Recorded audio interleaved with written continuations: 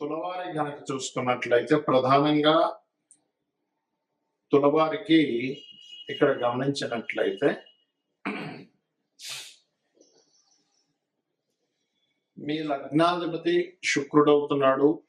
మీకు ధనం రాకపోవడానికి గల కారణం ఏమిటి? ఏం చేసుకుంటే డబ్బులు వస్తాయి. అదే విధంగా వివాహం విషయం కానివ్వండి, కెరీర్ విషయం కానివ్వండి, రుణరోగ శత్రు విషయాలు కానివ్వండి, లైఫ్ లో ఆకస్మికంగా మనం ఎందుకు డౌన్ ఫాల్ అవుతున్నాం అనే విషయాలు కానివ్వండి, ఈ యొక్క అంశాలు చెప్తుంది నేనైనప్పటికీ చెప్పిస్తుంది సాక్షాత్ లలిత అమ్మవారిగా భావిస్తూ ఆ లలితాంబిక అమ్మవారి యొక్క అనుగ్రహం మీకు పరిపూర్ణంగా కలగాలని మనస్ఫూర్తి కోరుకుంటూ, ఇక్కడ తులారాశి వారికి ఉండేటువంటి గొప్ప లక్షణం ఏమిటి?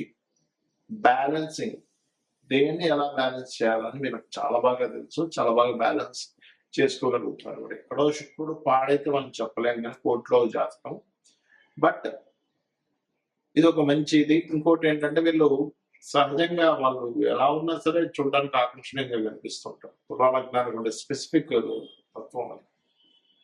అయితే ఇక్కడ ఈ కుజుడు 7th and 2nd లార్డ్ 2, 7 కుజుడు కనుక బాగుంటే ఆఫ్టర్ మ్యారేజ్ తర్వాత నుంచి బాగుంటుంది. మీకు ధనాధిపతి వివాహకారుడు ఒక్కడే అయ్యాడు మీ జాతకానికి. కాబట్టి కుజగ్రహం బలహీనంగా ఉంటే ధనం సరిగ్గా రాకపోవడం, వివాహం కలగకపోవడం రెండు జరుగుతూ ఉంటాయి. కాకపోతే మరి కొంతమందికి వివాహం బాగుందండి కానీ ఎందుకు ధనం లేదు, లేకపోతే ధనం బాగుంది వివాహం అంటే అంటూ ఉంటాం. అప్పుడు ఏంటంటే అక్కడ 7th హౌస్ లో ఏదైనా గ్రహం ఉందా, 2nd హౌస్ లో ఏదైనా గ్రహం రూల్ చేస్తున్నప్పుడు చూసుకోవాలి. అయితే ఫైనల్ గా మీకు కుజగ్రహాన్ని బలం పెంచుకోవాలి అంటే సుబ్రహ్మణ్య స్వామి ఆరాధన చేయడం, కందు దానంగా ఇవ్వడం. అదేవిధంగా కుజుడు ఏ గ్రహాల ద్వారా ఇరుక్కున్నాడు చూసుకుని దానికి చేసుకుంటూ ఉండాలి. మీకు గురువు పూర్వజన్మ కర్మకారక ప్లానెట్ అవుతాడు, గురువు రవి. కాబట్టి రవి గురు గ్రహాల దగ్గర దీపారాధన చేస్తే అప్పుల బాధలు తగ్గుతాయి. ఓం అపర్ణాయ నమః అనే మంత్రం చేసుకుంటే కూడా అప్పుల బాధలు తగ్గుతాయి. శనగలు దానంగా ఇవ్వడం, అదేవిధంగా గోధుమలు దానంగా ఇవ్వడం, సూర్య నమస్కారం చేసుకోవడం ద్వారా అప్పుల బాధలు తగ్గి సడన్ గా లైఫ్ లో డౌన్ ఫాల్ అవ్వాల్సింది స్టేజ్ ఇవ్వాలని జరుగుతూ ఉంటుంది. గుర్తుపెట్టుకోండి. అయితే ఇక్కడ కెరియర్ కారకుడు మాత్రం చంద్రుడు కనుక చర్రాసుల్లో ఉండే ఒకే దగ్గర ఉండడానికి డిసైడ్ అవ్వకండి, మారుతూ ఉండండి. ఎక్కువగా మీరు ఎంత మారుతూ ఉంటే జాబ్ పరంగా మీకు అంత ఎదుగుదల ఉంటుంది. అది చంద్రుడు స్థితిని బట్టి. కాకపోతే మెడిటేషన్ ద్వారా కూడా మీకు కెరీర్ గ్రోత్ అనేటువంటిది ఉంటుంది. ఇప్పుడు మనం చెప్పుకున్న అంశాలు ఏవైతే ఉన్నాయో, ఎవరికైతే యాక్సిడెంట్ అనుకున్నామో, లేకపోతే షేర్ మార్కెట్ లో లాస్ ఉంటాయి, ఇవన్నీ అసలు ఎప్పుడు జరుగుతాయి లైఫ్ లో చూసుకున్నట్లయితే ఎప్పుడు కూడా దానికి సంబంధించిన దశ రావాలి. అంటే షేర్ మార్కెట్ పంచమం 5 to 8 లెవెల్ కాంబినేషన్. ఆ 5 to 8 లెవెల్ కాంబినేషన్ పాడైనటువంటి మహాదశ రావాలి. ఆ దశలు రాకుండా మీకు ఏమి ఇబ్బంది ఉండదు, గుర్తుపెట్టుకో. అదేవిధంగా యాక్సిడెంట్ అనుకున్నాం, యాక్సిడెంట్స్ అనుకుంటే 4 and 8 కాంబినేషన్ పాడైనటువంటి మహాదశ రావాలి. అలా కాకుండా బాగున్న దశ అనుకోండి 4 and 8 కాంబినేషన్ లో, అప్పుడు ఆస్తులు కలిసి వస్తాయి ఆకస్మికంగా. అది తండ్రి ఆస్తి కావచ్చు, ఒక్కోసారి తాతగారి ఆస్తి కావచ్చు, సొంతంగా సంపాదించుకోవడం అంటే 3rd హౌస్ రిలేటెడ్ ఉండాలి. ఎంతసేపు 4-8 వచ్చిందాక అమ్మో నాకు యాక్సిడెంట్ అయిపోతుంది భయపడ్డం కాదు. అది ఒక్కొక్కసారి ఆస్తిని కూడా ఇస్తుంది. రీసెర్చెస్ అంటే ఒక్కొక్కసారి మనం ఏదైనా ఎడ్యుకేషన్ రిలేటెడ్ సంబంధించిన దాంట్లో మనం చేసేటువంటి దాంట్లో పిహెచ్డి అవి చేస్తుంది, అటువంటి వాటిల్లో ధనయోగాన్ని ఇస్తుంది. అదేవిధంగా వివాహం అవ్వట్లేదు, వివాహం అవ్వాలి అంటే సప్తమాన్ని యాక్టివ్ చేసే మహాదశ వస్తుందా లేదా?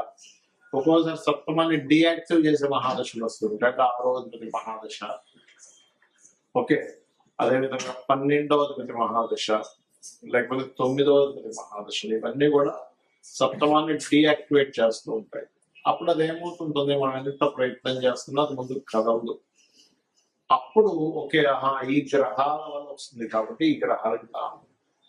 ఒక్కొక్క గ్రహానికి పర్టికులర్ గా జన్మకి శాస్త్రాలు కొంత చెప్పారు. ఇప్పుడు రవి పాడయ్యాడు, గోధుమలు దానంగా ఇస్తూ ఉండాలి. ఆదివారం నాడు ఆరెంజ్ కలర్ వస్త్రంతో సహా కేజీ పావు, ఏ దానమైనా కేజీ పావు పెట్టుకోండి.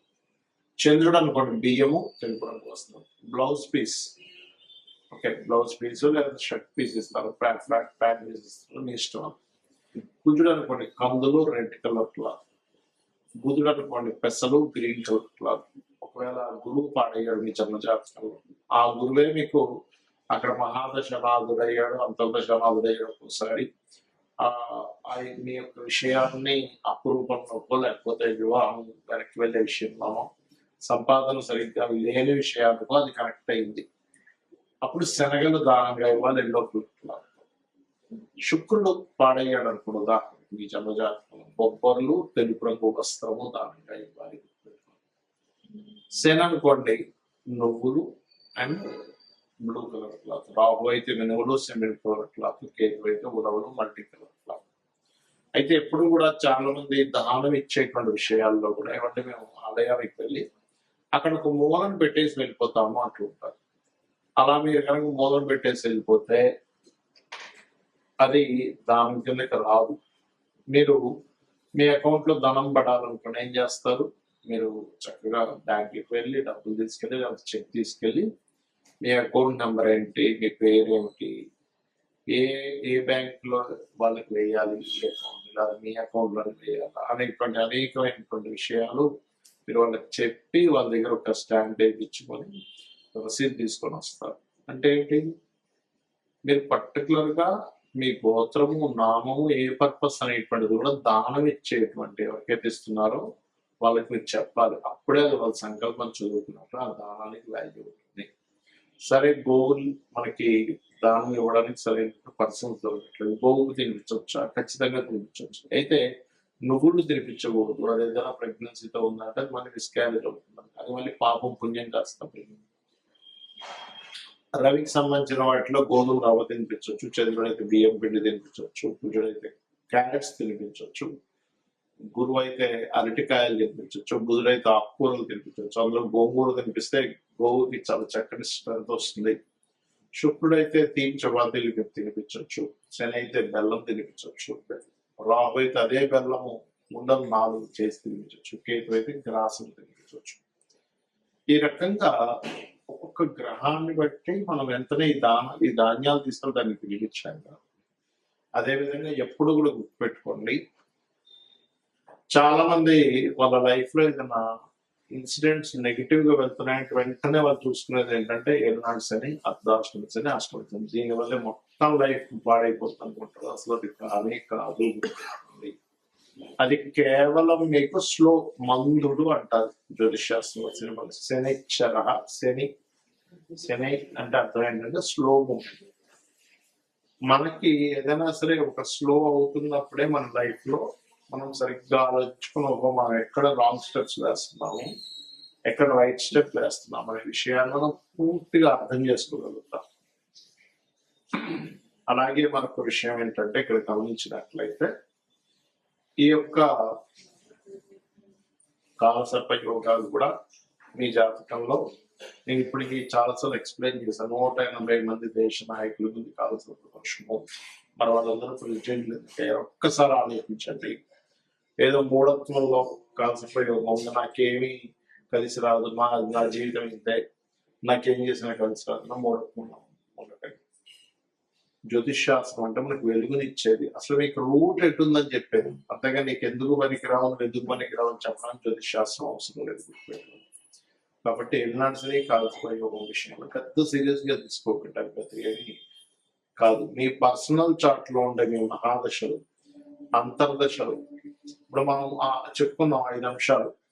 ఒకటేంటి, మీకు వివాహం అవ్వాలన్నా, ధనం కలగాలన్నా, లేకపోతే ఏంటి అని ఆ పర్టికులర్ గ్రహాన్ని యోగం అది యోగ్యవంతంగా మారాలి. అది కంబస్ట్ అయి ఉంటుంది, ఒక్కోసారి అస్తంగత్వ దోషంలో ఉంటుంది, లేకపోతే పాపకత్తిలో ఉంటుంది. అలాంటప్పుడు మీకు వివాహం అవ్వకపోవడమో, ధనం రాకపోవడమో, లేకపోతే మీరు అనుకున్నటువంటి స్టేజ్కి కెరియర్ లో వెళ్ళలేకపోవడమో, ఆకస్మిక సంఘటనలు జరగడమో, అప్పులు పాల్గొనడం జరుగుతుంది. సో ఇది ఈ రకంగా చేయండి. ప్లస్ మీరు ఫైనాన్షియల్ గా ఎంతున్నా కొంతమంది హ్యాపీనెస్ ఉండదు. అలాంటి వారు ఓం ఇంద్రగోప పరిక్షిప్త స్మరతూనా భజంగికాయి నమః అనే నామస్మరణ చేయండి, ఖచ్చితంగా బాగుంటుంది. అలా కాదండి నాకు అన్ని విధాలా నాకు కావాలంటే టోటల్ లలితా సహస్రనామాలు రోజు చేయండి. రోజు గనక నిత్యము లలితా సహస్రనామాలని ఎవరైతే శ్రవణము పఠనము చేస్తారో ఖచ్చితంగా వారికి ఎటువంటి ఇబ్బందులు ఉన్నా కొన్ని జన్మ పాప ఫలితాలను తొలగిస్తుందట అమ్మవారు. అందులో ఒక్క నామం చాలదు, మన ఎన్నో జన్మల పాపాలను తొలగించి ఇంకేమైనా మిగులు ఉన్నాయా అని అడుగుతుందట. కాబట్టి ఇలా చేయండి, అన్ని విధాలా మీకు బాగుంటుంది.